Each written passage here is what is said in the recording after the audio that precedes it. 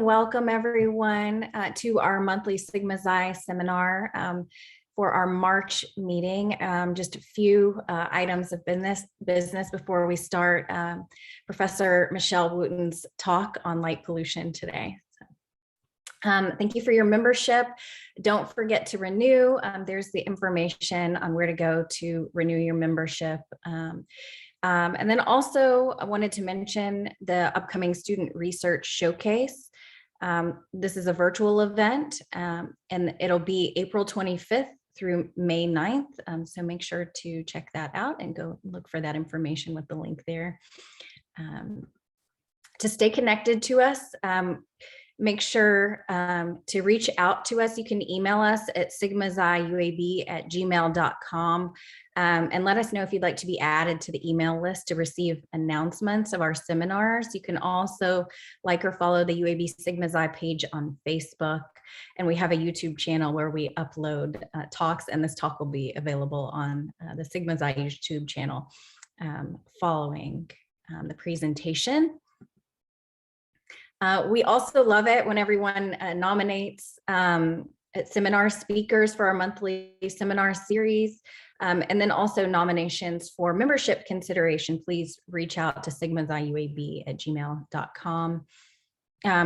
We invite you to nominate individuals for the UA Sigma Xi series that are diverse scholars in all walks of professional life, including senior and emerging scholars with university appointments, as well as researchers and scholars working in policy think tanks, national associations, school districts, state education agencies, foundations, and higher education settings. A primary aim of our seminar series is to enhance awareness of underrepresented scholars and their research on and beyond campus, and to promote diverse, equitable, and inclusive scholarly interests and collaborations. So if you would like to nominate someone, please reach out to us with the contact information for the speaker, short summary of why you're nominating the speaker, and details of the professional background of the proposed speaker.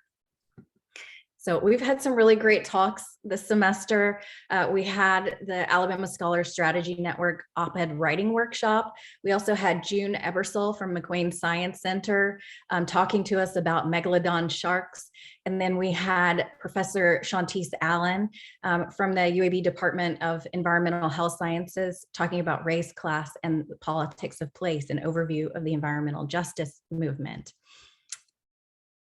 Next month, we have Jason Heaton from Birmingham Southern College Department of Biology on Littlefoot, a 3.6 million year old peak into our evolutionary history. So I'm really excited about that one.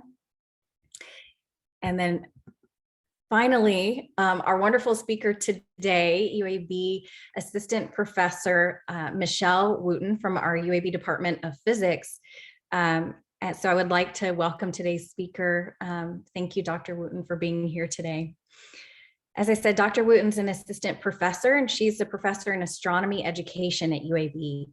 Her focus is on helping non-science majors cultivate their relationship with the Earth, each other, and their perspective of the universe. Rather than teach the results of scientific inquiry alone, Dr. Wooten seeks to illuminate how scientists and astronomers use assumptions influenced by the conditions in which they are embedded. To this end, her students participate in inquiry that has the power to change the world. Prior to her work at UAB, Dr. Wooten served as an astronomy instructor at San Francisco State University, the University of Alaska Anchorage, Penn State University, and the University of Colorado Boulder. She also has taught in planetaria across the world, including the Smithsonian National Air and Space Museum and the Star Dome Observatory in New Zealand. All right, so thank you, Dr. Wooten. We're really excited for your talk today. I can't see the stars anymore, why dark skies matter and what we can do about it. Without further ado, I'm going to stop sharing and hand over the screen to Professor Wooten. And just don't forget to put your questions in the Q&A, and then we will pass them on to our speaker.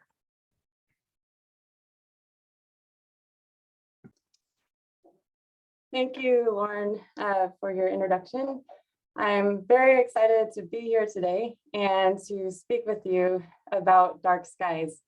So like Dr. Lauren Rash shared, I'm sharing with you my presentation. I can't see the stars anymore, why dark skies matter and what we can do about it. And this is my first year in the physics department at the University of Alabama at Birmingham.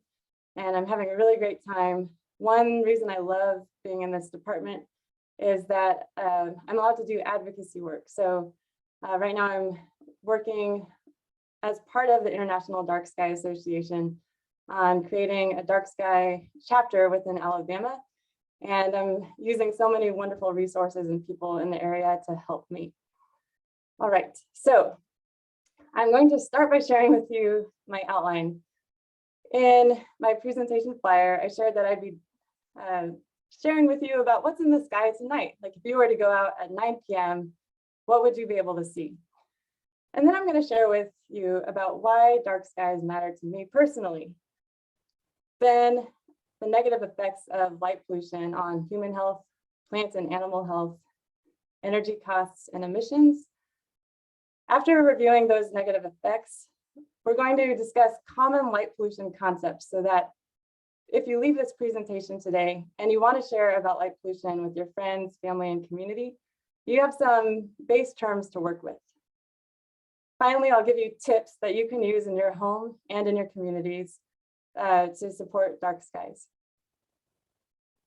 So let's start with talking about the sky tonight. So I'm going to share with you my screen, this view of the night sky tonight from Birmingham, in which you can see stars without light pollution. So if you were able to look at the night sky without light pollution, this is about what you would see. And actually, this is what you'll see at 9 p.m. approximately if you're anywhere else in the US. So there are some really awesome, famous patterns of stars in the sky tonight. This is like one particular year that at 9 p.m., the most famous patterns of stars that most people have heard of, they're up all together. Now, as Earth rotates over the course of the night, some of those constellations will disappear below the horizon. So what I talk about right now won't be true for 4 or 5 in the morning. Also, at other times of the year, the night sky will change a little bit. So not all the constellations that you see tonight are visible all the time. Okay, so some of you may have heard of the pattern of stars called the Big Dipper. And the Big Dipper is up tonight. And it helps people to find north. It's been helping them to find north for a long time. And actually, it helps animals on their migration paths, such as birds. They use the night sky to help them find north too. And so we're going to talk about that a little bit later. But to find north, we want to use the Big Dipper. And so maybe you've been looking around my screen a little bit, trying to find it. And if you were looking right around here, you found the constellation. So this is the handle of the Big Dipper. And then this is the dip of the Big Dipper. So right now, this dipper is like pouring out something, right? It's kind of oriented so that it's pouring something out. And if we were to use the 2 stars furthest from the handle of the dipper, we'd draw an imaginary line. We would get to this next bright star over here, the North Star. Now, a lot of people have this assumption that the North Star is the brightest star in the sky. And I hope by looking at my screen, you can infer that that's not correct. That's why we want to use the Big Dipper to help us. So if you take this star and draw an imaginary line to your horizon, the horizon being where the land meets the sky, this direction is north. Okay, so what are some of these other famous patterns of stars? Besides the Big Dipper over here, if you were to move the same distance from the Big Dipper to the North Star, all the way across to the other side of the sky, you would land across this constellation called Cassiopeia. So Cassiopeia looks like a W or an M. You probably could tell why I really like that constellation, because my name is Michelle Wooten. So no matter which way you see it, up or down, it's an MW. It's got my initials. Okay, so this is towards the north, what you can see. Let's turn our bodies towards the other part of the sky. Besides the Big Dipper, one constellation that a lot of people can pick out is Orion. Now, to find Orion, most people start with the belt. there are three almost equally bright stars in a row. Right yonder, three bright stars are the belt of Orion. And then we have his shoulders and head and his legs down here. It almost looks like a full-blown hunter. To the left of Orion in our sky, or what we would say is more towards the south, if we were using directions, we would find Orion's hunting dog, Canis Major. Now, Canis Major will be easy for you to find because it has the brightest star in the nighttime sky, Sirius. If you've seen Harry Potter and you know the character Sirius, this star has the same name, the brightest star in the sky. So Sirius is a dog. It has a triangular head, two front paws, a back, a tail, and some back legs. Got to use your imagination, okay? All right, one more constellation, and that is Taurus the bull. So more towards the west from Orion, or more towards the right, we have this kind of like triangular set of stars. And if you draw a line from these stars up to these other bright stars, it looks like a big pair of horns, hence Taurus the bull. Notice that one of the stars belonging to Taurus's head is really red. That is meant to symbolize Taurus's really angry view of Orion.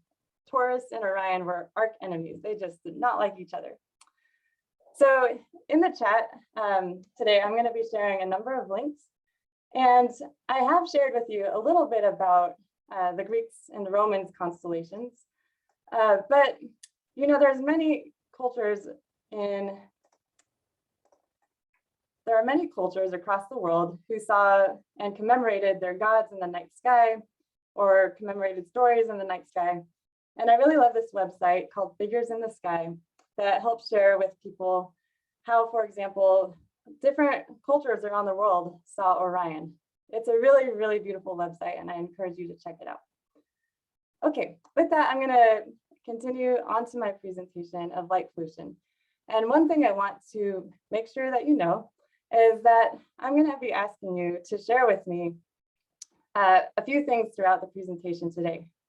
Firstly, where you have seen a dark sky with lots of stars, the aspect of preserving dark skies that at the moment matters to you, after you've seen my presentation, that is. And then what is one action item you might take away from today's presentation? So I'll ask you to share those thoughts with me and the rest of the Sigma Xi team at UAB in the chat box at the time that I ask you.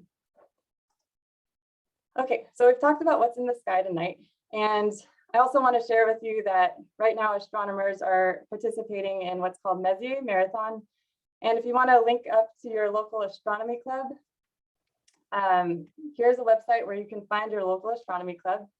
And I know, for example, the Birmingham Astronomical Society is looking at these objects this weekend. They stay out all night and point their telescopes to these different fuzzy objects to help them see the wonders of the universe. It only happens once a year in March.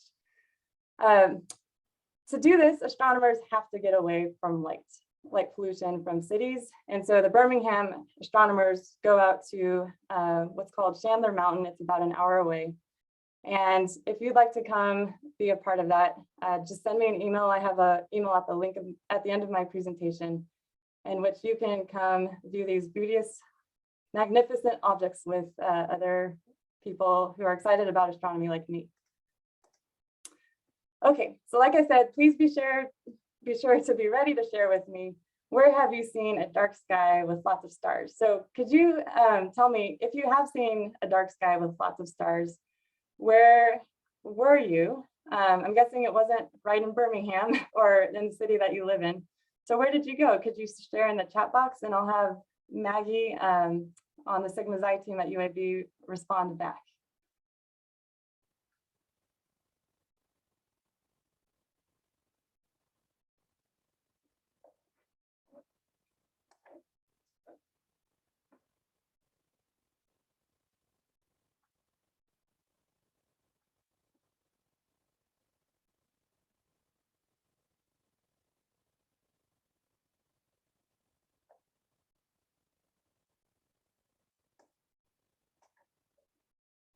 Okay, Maggie, would you be willing to share? Yeah, no, this is great. That's great.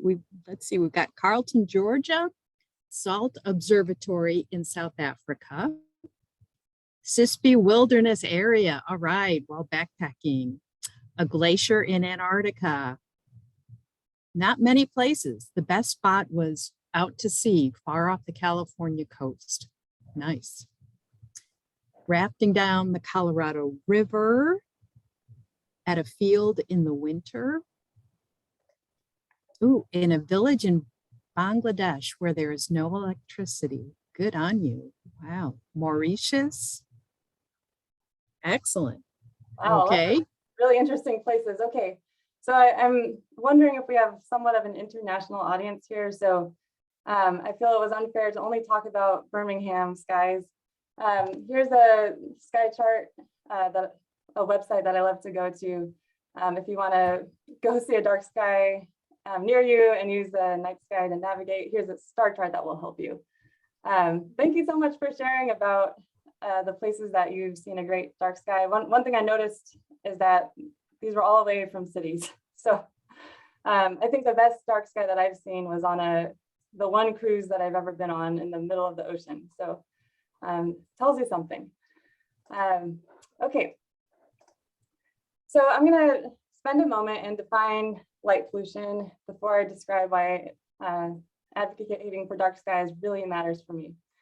So light pollution, as the International Dark Sky Association describes it, is any artificial light at night produced by humans that's unnecessary and leads to harmful effects on the environment, whether that's animal health, human health.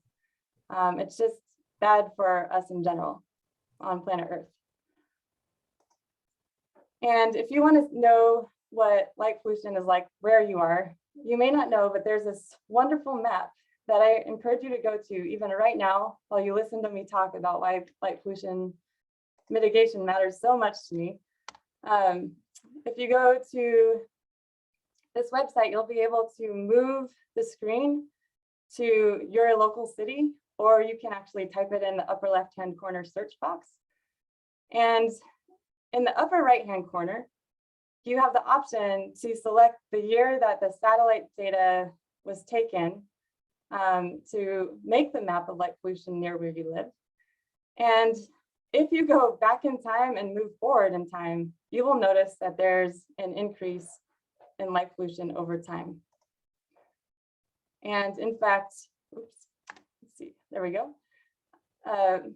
This is a representation of the United States and how it has changed in the last part of the 1900s. And there's the last slide or image here is a projection into the future of 2025, just how bright we could get if that 2% increase continues.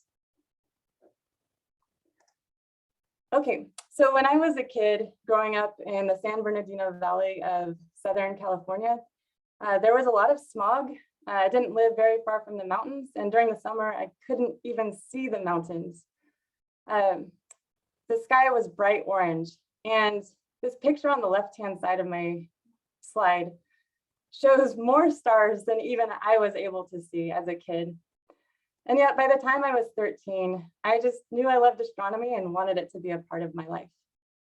And so I'd actually ask my parents every once in a while to bring me out to like Joshua Tree National Park or the mountains to look at a dark night sky and learn the constellations, for example, using a planisphere like the one right here. I've learned that a lot of astronomers love to learn the constellations through this kind of star chart, which if you rotate it, it will help you know the sky at any day or time of the year from your latitude. But I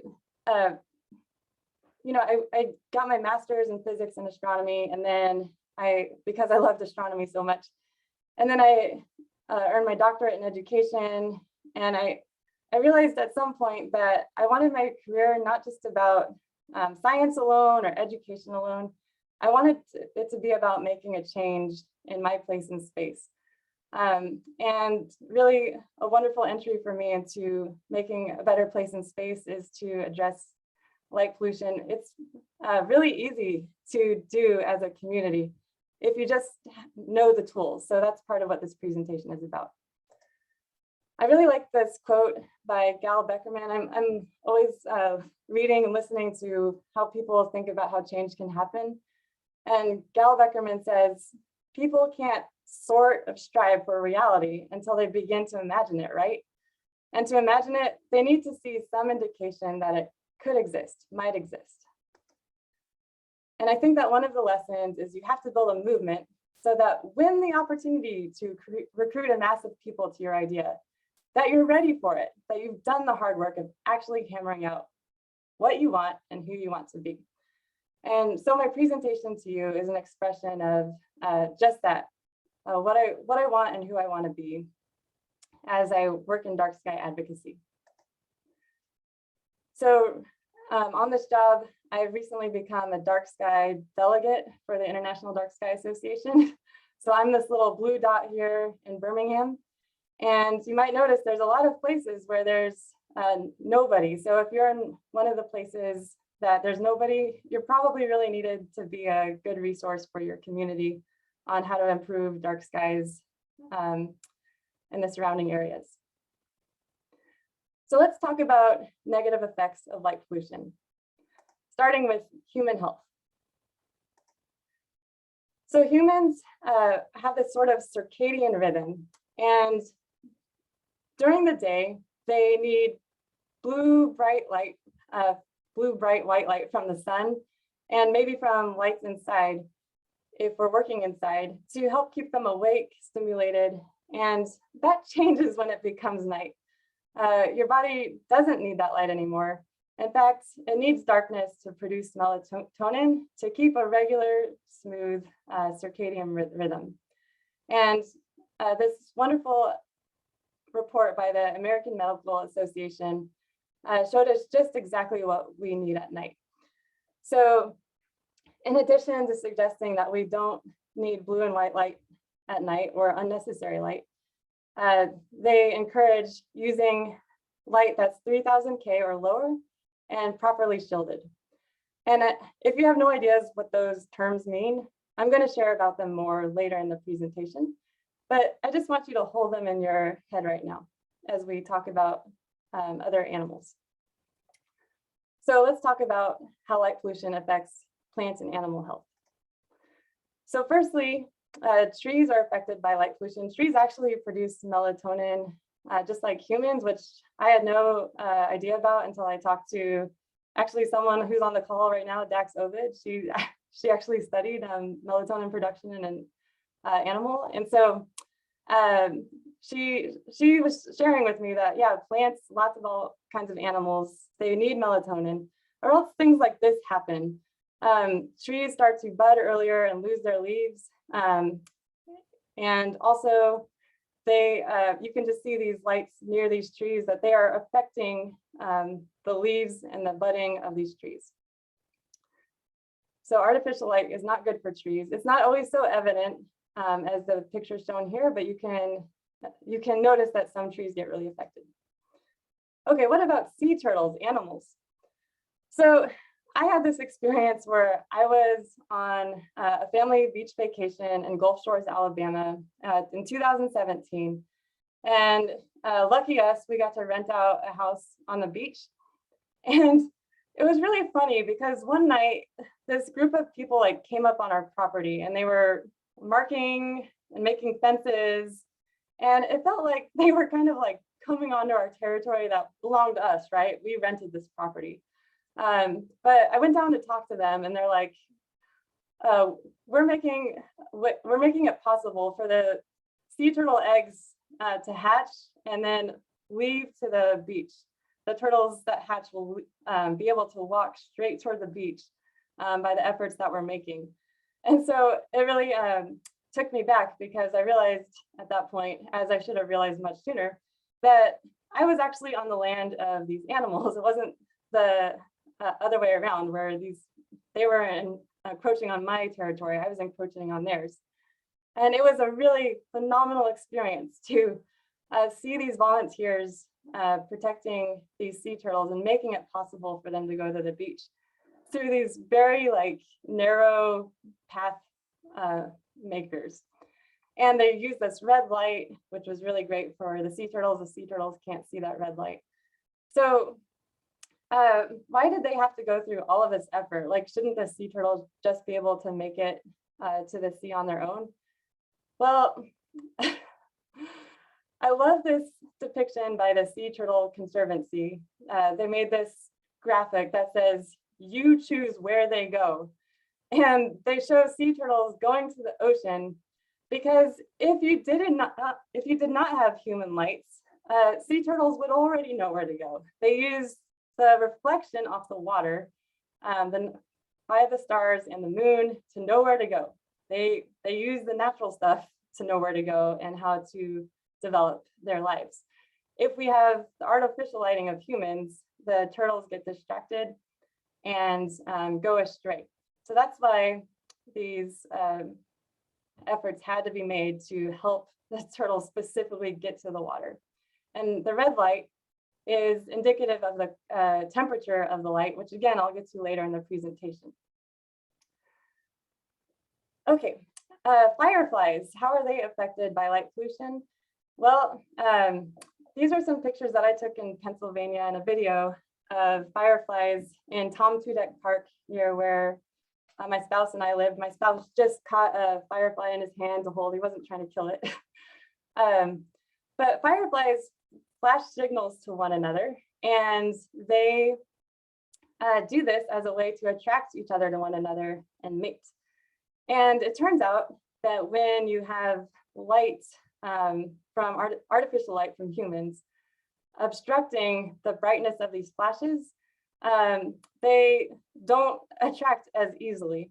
So in the next slide, I'm gonna show you a graphic in which I show you a study of how fireflies are influenced by different colors of lighting. So there's two conditions here. So we have average female response rates, males, flashes in percentages in a dim condition on the left here and in a bright condition on the right here. The only exception is the top bar, which is in darkness. So you can see that in darkness, when there's no artificial human light, fireflies are very able to see one another and attract one another. If you instead use red light, well, bright red light on the right-hand side shows that the fireflies don't even see each other, and it's true for all colors of light. If you're in a bright lighting condition of red, blue, white, or amber, fireflies don't see each other anymore, and they don't get attracted to one another, and they can't mate, and they can't keep creating new fireflies. Instead, in a dim condition, if we use just red light alone, there's a much better success rate of fireflies getting attracted to one another. However, do notice that it is half of what it would be in complete darkness. Using the other colors of light, it gets even worse. And what's really interesting to me is that amber light is not good for fireflies. So that's almost like the worst condition for fireflies. Please hold that in your mind, that fireflies do sort of okay in red light, but pretty horrible in amber light for later on in the presentation. Okay, so birds are the last animal example I'm going to speak of today. So birds have migration paths. Most birds are migratory birds, and they, at least in the US, they have 3 major routes that they take up and down the US.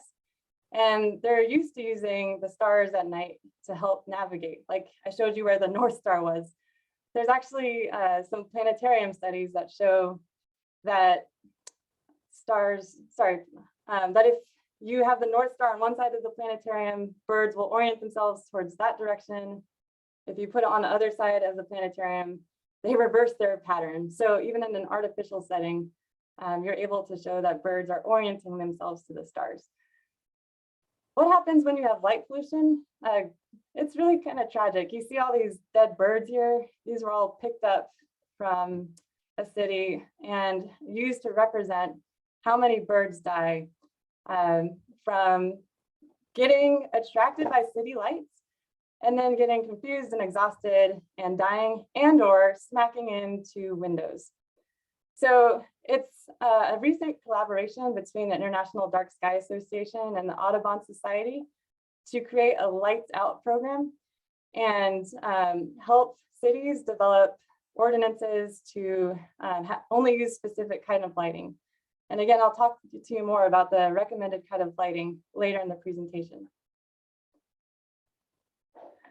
At the moment, I'm going to put some links in the chat that are resources that I strongly recommend for you if you want to pursue any of the topics about plant and human and animal health that I've just discussed. Okay, so recently I read this really awesome book called The Home Place by Drew Lanham, who is a Black birder. And it's a really awesome story about how growing up in the Southeast, how he developed a relationship to land and the study of birds. He is an ecologist and also an excellent author. And he says, after all of his long lived days in academia and teaching p-values and statistics, he came to this kind of sentiment that in driving creatures to extinction and decimating habitats without so much as a backward glance or lingering regret, human hands create disharmony. And I believe he described it as what he sensed as evil. If we create this disharmony, and don't even care. So I know that within the Sigma Xi team, like for example, Maggie, she's also an advocate. She's on the Audubon Society, and James Lowry is on Alabama Water Watch. And so these folks are really great examples to me of how to be advocates for the environment while also being a scientist. Okay, now let's move on to the negative effects of light pollution in terms of our pockets. So when you see a map of the world at night with lights, I just want to tell you that you're seeing a map of unnecessary lighting. This is light that's pointing up into space where it's not needed. Now, there's a number of studies that try to estimate how much money is being wasted by that upward lighting. I'm going to put into the chat one of these example studies if you want to see how that's calculated. If you were to look at the relationship between the amount spent per year on unnecessary lighting, how would it equate to carbon emissions that increase the greenhouse effect on Earth and make it warmer? 21 million tons of CO2 each year. It's a hard pill to swallow.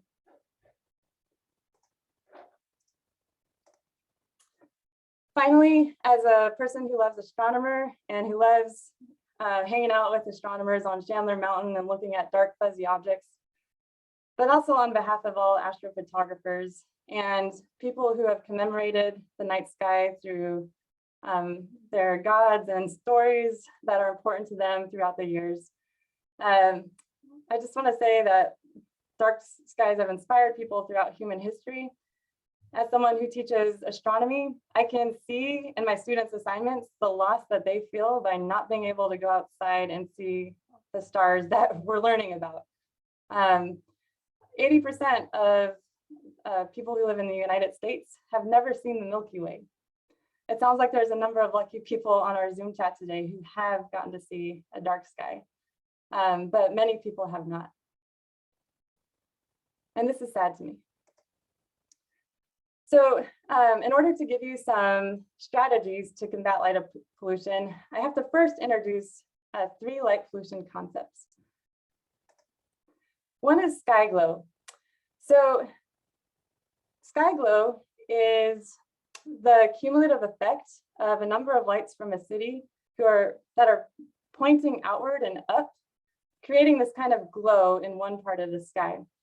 And if you're in the city, the sky glow is all over the sky. But if you're away on, for example, Chandler Mountain, looking at the night sky, one part of the sky will be filled for example, from Birmingham city lights. And I just want to tell you that it's pretty funny and ironic that in Starry Night, the Starry Night program that I was using to show you what's in the sky tonight, there's actually an option to turn on light pollution, both local and distant, so that you can imagine what the sky might look like were you to have light pollution on your horizon. So how strange that this Starry Night program even has that embedded as a way to help you understand what you might be limited to when you're observing from a dark sky location. Okay, and then the light pollution concept that gets me the most is glare. Many of you probably are just as frustrated as me when you're driving down the road and somebody has their headlights on that looks like they're bright. Like, it seems that the headlights of cars have gotten worse over the years. They've gotten more bright and they're just extremely blinding at night. Well, I don't know if you've noticed, but the same is true for many, many streetlights. This is a street light that I drive home past on my way home every day. And the light from it is going straight out from the bulb and into my eyes, and it's extremely bright, and it hurts my eyes and it makes it hard to see. Also, many of the light fixtures on our homes are very bright and pointed outward. And it does kind of create this nice aesthetic. Oh, it's a homey neighborhood. Everybody has their lights on in our home. But also the lights are pointing light outward and oftentimes also up, potentially making it harder to see, but also not targeted to where it needs to be, only on the ground. The third and final light pollution concept is light trespass. In this photo, I show you a number of lights that are producing glare. The light, again, is pointing straight into the eyes, but it's also pointing into people's windows. And I'm gonna guess that people in these apartments or condos, they have no control over what lights are used. But these lights are gonna be affecting their circadian rhythm of these people unless they have some pretty good blackout curtains. And I just want to say that in the past, my sleep has been badly affected by lights like this that I had no control over. And I'm sorry if you also have to experience that. But isn't more lighting safer? That's a big contention that many communities might face. There's this belief that it's safer. I want to give an example when it's not safer. When we have a light that's producing glare, it kind of disables a view of a person standing right here. I don't even know if you can see that there's a person standing here. Here I have the same picture at the top. And then if we were to shield that light, how much easier does seeing that person become? So it is a myth that more lighting is safer. There's been studies that have tried to address this problem, and it honestly is very specific to the community and the context in which it's done, like whether it's seen to be more safer or not. But in general, it doesn't even matter if the lighting isn't well designed. Well-designed lighting is safer all the time because it doesn't produce glare and make it hard to see. Okay, so now I'm going to move into a part of the presentation where I share with you how we can make a difference. And so here's where my second question comes for you. Of the things that I've shared in this presentation, and maybe something that I haven't shared, what is the aspect of preserving dark skies that matters most to you? Could you type it in the chat? Has it been about animals or plants? Has it been about humans and their sleep?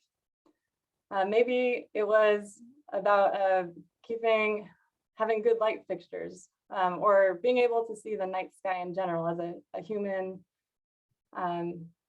ability. Can you type in the chat what matters to you most?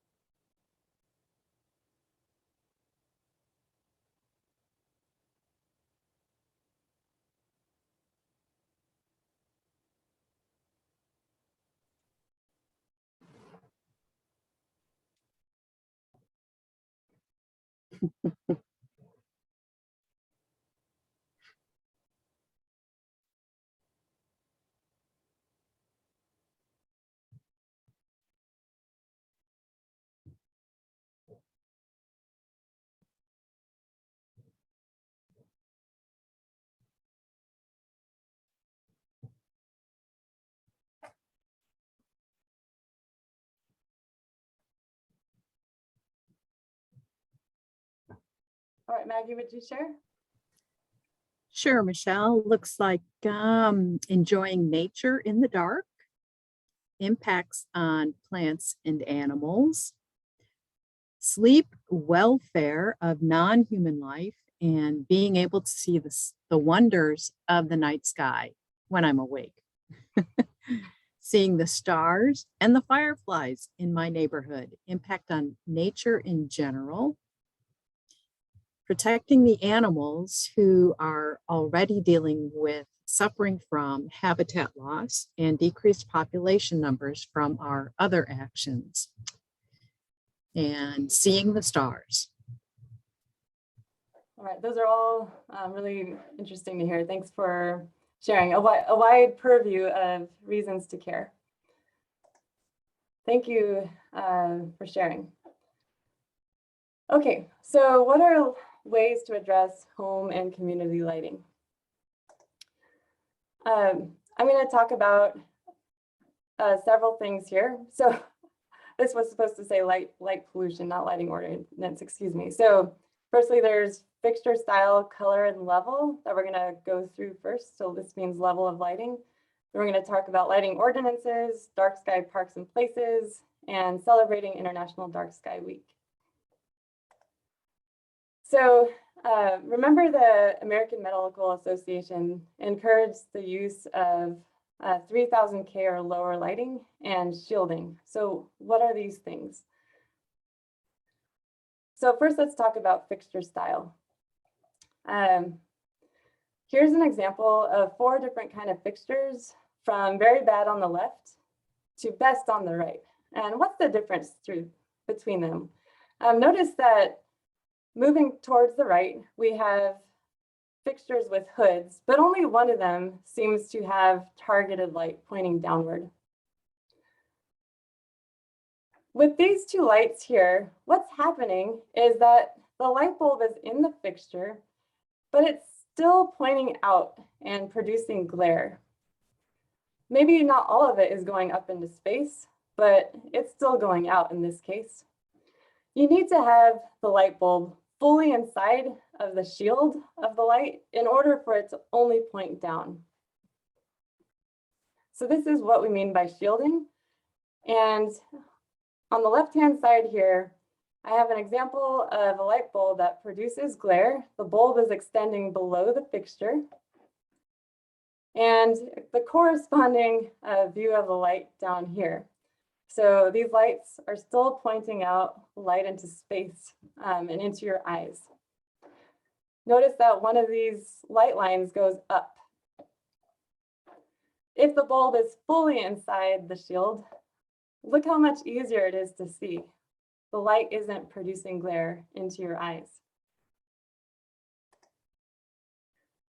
So the International Dark Sky Association has a set of guidelines for acceptable and unacceptable lights. I'm going to put that link in the chat. And I use this as a guide for me and how to decide which lighting fixtures to get when I'm doing home improvement projects. There is a International Dark Sky Association fixture seal of approval program, and I'll put a link to that in the chat. So a lot of people complain, well, I don't know where to get dark sky lighting. Well, now you do. This link that I just posted in the chat has places like Home Depot and Lowe's that you can go to find a great fixture that you want to use on your home. Also in your community, they have community lighting too. Now let's talk about the color of the light. What's good for the environment? Please recall from earlier in the presentation that I mentioned that not only the American Medical Association recommends lighting that's 3000 K or less, but we saw that turtles seem to thrive in red lighting, if any, and that fireflies get affected by most light, in particular amber light. So the color of a light and its temperature are related. You may be thinking from your world life experience that blue is cold, but that's not the case with lighting and also with stars. So blue stars are very hot stars, and LEDs that are rated at 65 K are bluish in color. And so the more low we get in the temperature of the bulb, the more red we're getting. And so when they say 3000 K or less, they're talking about the temperature of the bulb and the color of the bulb. So we want to work towards more red bulbs. However, remember with fireflies, if you're in a region with fireflies, you want to avoid going all the way to amber. And what do I mean by amber? Well, it's again a new trend that I've seen in the stores. Excuse this gritty picture that I pulled off the internet, but you'll notice that like in a store like Home Depot, you'll see all of these options where amber is kind of like the new low-level lighting. So for most species, this would be an okay acceptable light, except for fireflies. All right, and finally, let's talk about light fixture, lighting levels. So last month, the International Dark Sky Association had a really awesome presentation by the Clanton Associates, who had studied lighting at 4 cities around the US. And their study results showed that given the same wattage of LED, humans actually couldn't discern their surroundings any better if the light was producing 25% of its original outputage versus its full output. So what this means is that if you can dim your lights at home, you're not going to be harming you or anybody else's ability to see at night. And so by putting out less light, you're doing everyone a favor in terms of their health, and you're also keeping it just as easy to see. I want to share this guide that the International Dark Skies Association has for just keeping good lighting at home and in your community. It's just these 5 principles. The one that really sticks out to me is it useful? The first one. You might remember the picture I had of the neighborhood where I have many houses with their lights on in the early evening. That's probably more for human aesthetic and making a homely feel than it is for being useful. So it's been hard, but in my house, we've started to just keep lights outside of our house at night, even if it doesn't look as homely or friendly to other people in our neighborhood. Like, we may be the odd people out, but we're not the only ones that don't use lights at night. And imagine if it became the norm not to put any lights at night, just so that we're making sure we're protecting our environment. So I want to share about lighting ordinances now. The International Dark Skies Association does have an ordinance that any community can adopt that it approves. So one way to get an ordinance going is to start with a survey. In your community, you can deliver the survey through, for example, through your Audubon Society or your local botanical garden, or your homeowners association. Try to get people's opinions about the lighting where they live. And then potentially what you'll be able to show is that people don't feel they need as much lighting that they have, or they're really irritated by the glare. It might be a useful means to make important changes to your lighting in your community. People love data, right? You can also get a dark sky place going near you. So when a place has worked really hard on creating its community to have good light fixtures that point down and are using good colors, or have no lighting at all, the sky gets darker there. And the IDA, the International Dark Sky Association, likes to recognize these places if people like you and me go out and help get them recognized. So there are a few dark spots that are dark enough in Alabama left that the Alabama chapter that I'm helping get started, like we're probably going to work to make those places dark sky places. And what's really good about dark sky places is that they can help generate revenue for the surrounding community.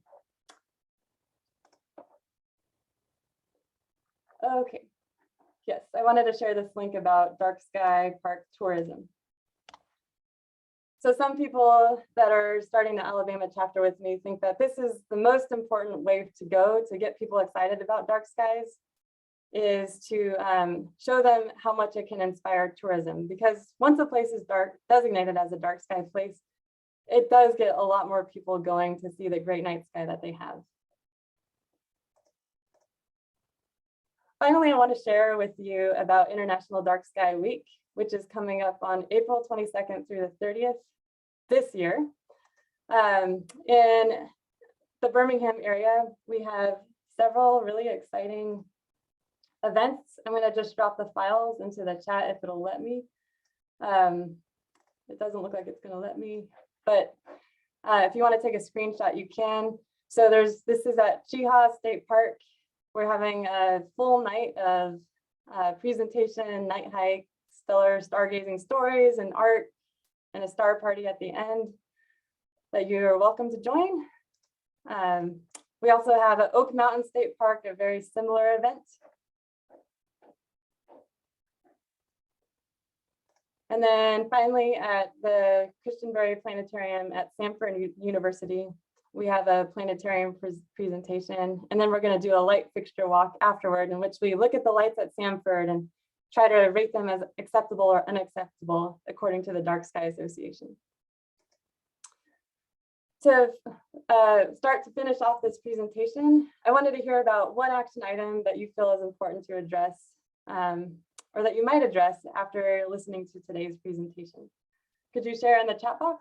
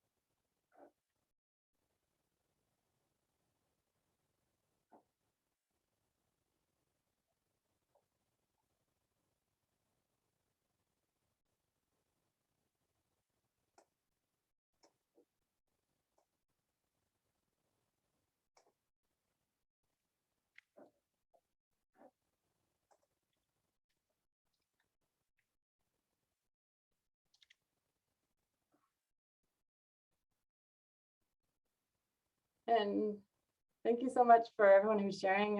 Maggie, when you feel comfortable, I'll ask you to share out. I'm just going to post a few more links in the chat about communities that have saved a lot of money by doing retrofits.